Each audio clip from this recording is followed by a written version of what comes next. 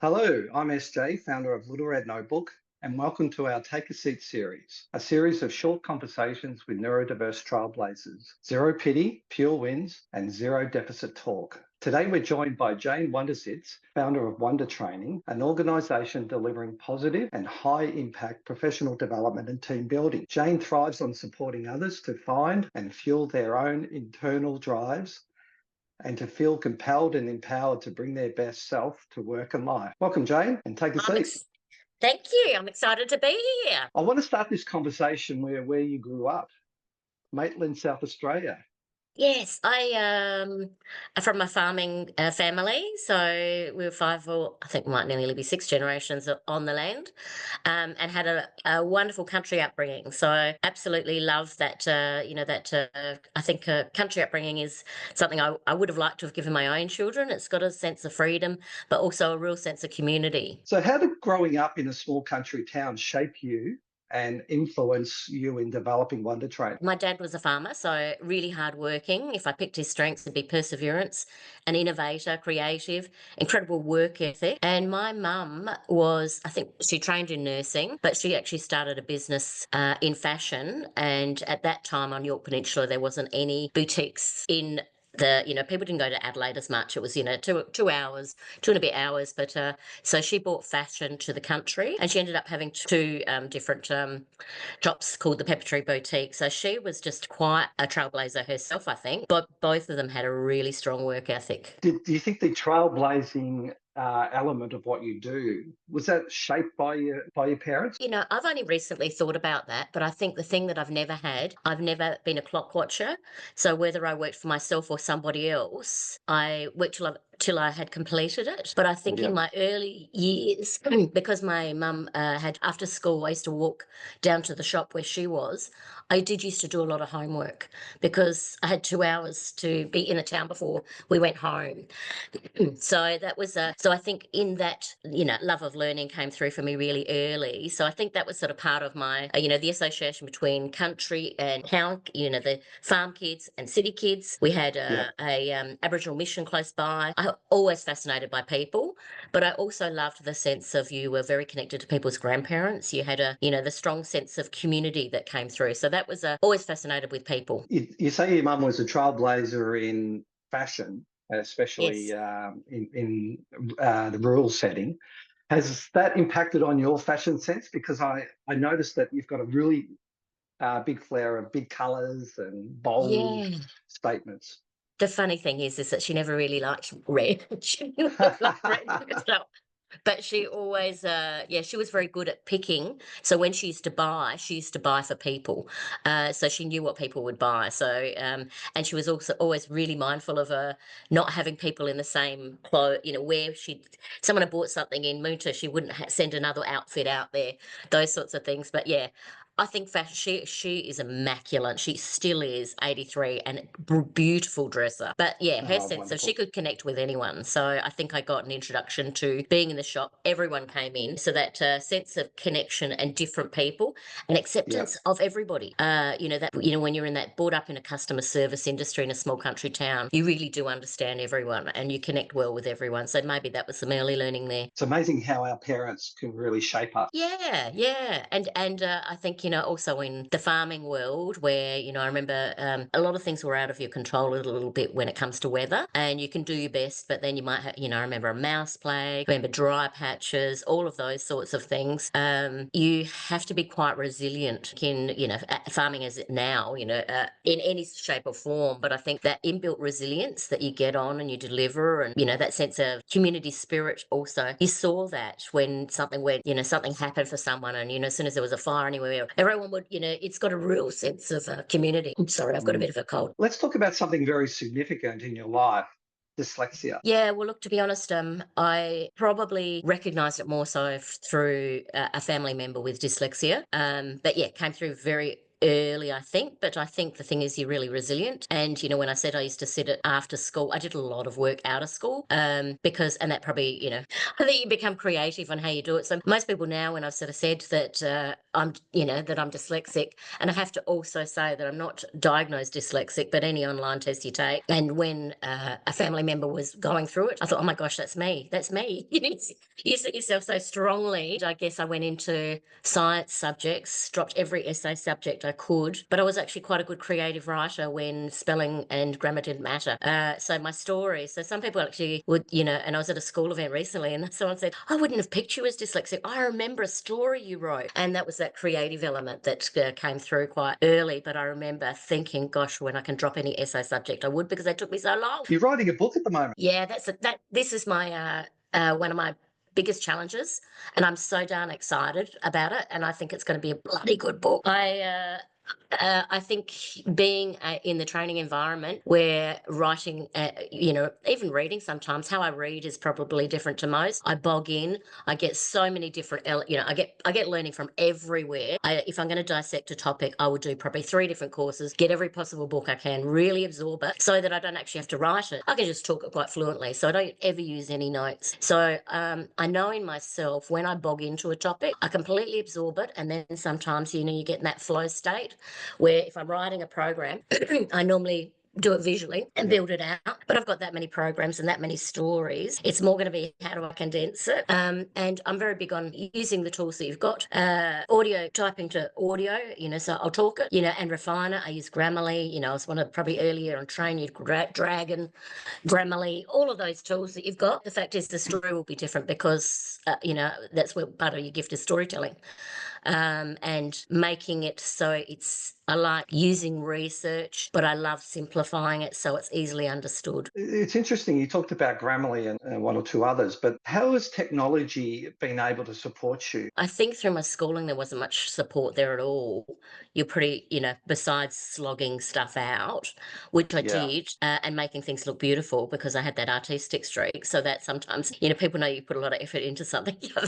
It helped with something. So they always had beautiful borders and, all of that sort of stuff. But I think in using technology, I mean, certainly I think AI is a real gift for people with dyslexia now. I've certainly immersed myself in finding out how best to use that so it's actually got your voice, but so it looks Yeah. polished. I love the word polished that that AI uses. So for me, in writing, reading, all of those sorts of things, I do love the research, and I love the visual element. So once I can, put it together in your own mind and give it a visual, because we pick up things so, if you've got a story and a visual, you can help people to understand much quicker. So the book's going to be really interesting. But AI, I love. I think it's going to be the tool to bring out the brilliance, because I think often when people write, I'll take you back to one of my first presentations. It was actually as WunderTraining, and I had, this great program. I'd run it a couple of times, and I was going into an executive in a university setting with professors and, the high end of university. I thought, wow, I can't believe I got in there. And then I think on my PowerPoint, I had a spelling mistake. And in my workbook, there was a couple of spelling mistakes because that was 14 years ago. There wasn't as much around at that point, and I don't see it. And so in one of the things said, great speaker, great content, can't spell. That's going to let her down. So yeah, so interesting. But I think now you wouldn't have that because you can, you've got the support tools. And unfortunately, sometimes with dyslexia, it can be perceived that a lack of intelligence, which is absolutely not. So that won't happen anymore. I think that if you can talk to, if you can get your message out and however, and it can be converted to well written, it's an absolute gift. Yeah. And talking about gifts, what treasures has dyslexia given you? Definitely empathy for others. I think in emotional intelligence and reading others, I think because you do have you've had some sort of struggle or you've worked hard at things and in communication. So for me, my gift is reading a room, that I will shift things as soon as I start to see, very proactive. So I think the empathy for others, I think knowing that everyone has got talents, that's why I love strengths, tapping into the strengths of everyone. I love teams, I love community, culture, all of that stuff, because I think everyone has got a little nugget of gold. You just got to find out what that is. So that's part of my drive. And I think in a team and, quite often people don't find that, they're not brought to life. And I think everyone's got that in them. So I think that's my gift, truly believing that people are amazing and every person has got something that's really exciting. So, me to go into training and learning and development, I've got a gift of love of learning, which you package that with with not being able to, specifically write, and reading and absorbing is different. I do it in all sorts of ways, but that also is a gift to me because my learning environment's quite different. I do a lot of social learning, I do visual learning, I have cards, I work at different ways so that people can absorb it. And I'm also mindful that a lot of people don't like their learning environment. So I think some of the strengths I have is through your own experience, but also that diversity. They say seeing patterns, definitely seeing patterns. I'm so gifted in the organisations I work with. Really, really so privileged that I work with. I've done TikTok and Microsoft and all sorts of big name brands, and public sector's just huge, and not for profits and entrepreneurial businesses and manufacturing and every industry. Yet when you look at the people side of it, calling a team doesn't make them one. That skill of leadership is a skill. Some people have got natural talent, but absolutely you can develop all of those skills. It's a fascination with people. There was a quote on your social media, which I enjoyed reading, and I'd love to get your comment on it. Diversity is the foundation of innovation. By harnessing our unique strengths, we create a powerful force for progress. I think people are brilliant, and I think teams are brilliant, and I think you need a little bit of this person's thinking and this person's thinking to actually get to that, where you get extraordinary. I love extraordinary. I love it when teams really get to that next level. But that actually involves everyone being on board. I really like using, Edward de Bono's six thinking hats. I started using that early because it opens the space for everyone to have a voice, and it opens the space to have ideas out there that people may sit on, and it invites new ways of thinking. So I think that that diversity of thought, I think, is great in a team. I find at the moment really interesting. So, Australia, that you've got in organisations there's this depth of wisdom, and then you've got new people coming through, and it's really the middle ground. Probably the COVID years, when I do this lineup activity, there's missing this middle ground. So at the moment, it's really important, but it's also a really exciting time. So I do believe that through challenge or through where there's points of difference, if you can get those people to really emerge their thinking, all this wisdom of how been in an area for a really long time, they've probably got quite a strong level of certainty. They've tried lots of things, but you've just got to blend that wisdom of new industry knowledge, worked at different places, all of those. But they've got to get that middle ground. I think mentoring is a big thing in organisations at the moment, because once people know people and sit alongside them and work together, that's when they understand them differently and give them ear space, to combine thinking. I've been contemplating the term diversity and how we use diversity. And one of the things that I'm kind of contemplating at the moment is, with diversity, it comes often with a ceiling, and that it remains within the comfort zone. How do we break through that comfort zone? How do you take people from diversity within a comfort space to diversity into a more discomfort space, to take diversity a little bit further and to bring out the power of diversity? Look, I can't help but think it's all about relationships. In my mind, it's that connect piece. Look, really interesting thought. How do you layer up thinking? How do you burst through to that next level? Because I know with a lot of teams they just don't get there. Yeah, interesting. Probably in the word space, it's probably not my, dissecting of words probably isn't one of my superpowers, I don't think. But, when you pose a question at me now, it'll be rattling around in my brain for a while, and I'm going to have to get back to you and say, hey, I've got it. I know what that is.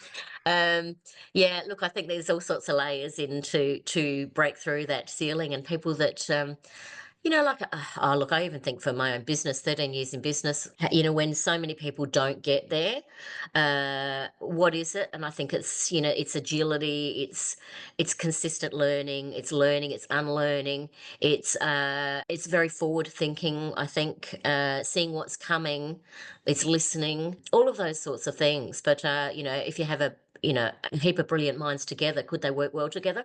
Well, not necessarily. Yeah, You've got to exactly. find their place, and you've got to have clear lanes in some places, clear time for discussion, clear time to decide, because otherwise you won't get anything off the ground. Yeah, but I think, yeah, I mean, my big thing is knowing your people. And if I do feel that as much as one brain can get you to here, I do think when you collaborate, if you look at the most innovative companies, more often than not, it might have universities with organisation, and you think, how did they get to that, smart farming, smart, whatever it is, smart agriculture, or get to that next level? Well, it would have taken a level of safety to allow those thoughts to come through. Yeah, so a little bit of discomfort combined with a Yeah. little bit of safety, yeah? Yeah, yeah, yeah. Bit of risk, bit of safety, putting it out there, trying and, trialing and failing, trialing and failing, all of those sorts of things. I think, A final thought. What's one piece of advice you would give a neurodiverse individual who's trying to make sense of where and how they fit into this world? well, one, you absolutely do. Oh, look, I think one of the things that, well, you may or may not know I love is the strengths assessment, which is a positive psychology tool. I think that gives you a little bit of direction on where it taps into intrinsic motivation. So I think that's a really good stepping stone to think. Gives you 4 or 5 strengths that answering the question, who I am I, and what's going to take me a little bit further. I think that's a really good step. That I use that step for most people. Yeah, I think everyone has got a gift, and it's a different superpower to someone, to everyone else. People matter. You matter. And I noticed with WunderTraining, you're winning lots of awards. Congratulations on that. How does Oh, that look, feel? you've got to put yourself out there every now and then to put into, either be nominated, which is really exciting. It's interesting, isn't it? I don't even tend to tout those because I feel a bit sort of not silly. I'm probably in my, significance is less my game plan. My big thing is that, yeah, it does bring some recognition and some growth. But the thing is that I'm really driven by is I just think we work so many hours, and I just think people have got to enjoy the workplace. It's got to be a safe workplace, and people have got to be allowed to contribute. Everyone wants to, if you're in a role, you want to be able to bring your best self forward. And sometimes it's that, that just doesn't sort of happen. So we need strong, leaders that empower others. Yeah, that's wonderful. And it's a great way to finish off, Jane. And I really appreciate your time. And thanks for joining us on Take a Seat. Thank you. Enjoyed it.